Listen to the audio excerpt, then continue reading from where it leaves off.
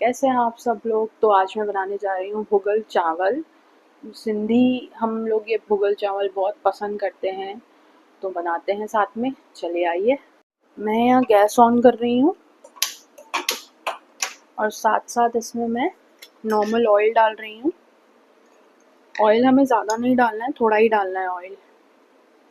बस आधी कड़छी जितना मैंने यहाँ पे ऑयल लिया है।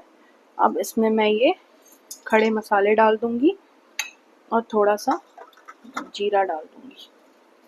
इसे हमें अच्छे से पकाना है। जो खड़े मसाले हैं वो पक चुके हैं।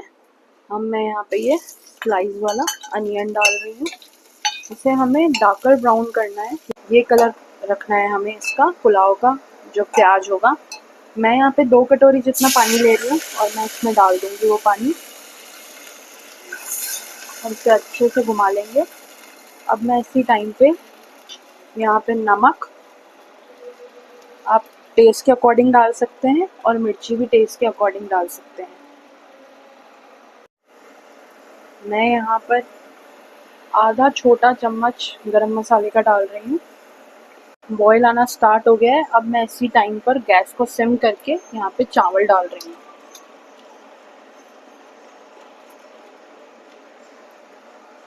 और चावलों का पानी सूख चुका है।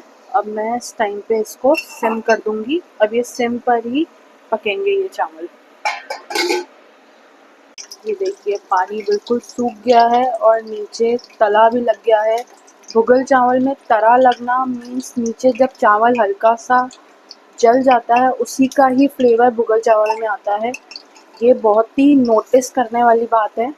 इसमें चावल में तरा लगना बहुत ज़रूरी है, बहुत बहुत, क्योंकि ये स्मोकी फ्लेवर ही अच्छा लगता है। और हमारे चावल बिल्कुल रेडी हैं। अब मैं इस टाइम पे इसमें थोड़ा सा भुना हुआ जीरा डालूंगी। ये टोटली ऑप्शनल है, अगर आप डालना चाहें तो डालें, नहीं डालना चाहें तो आपकी मर्ज़ी है।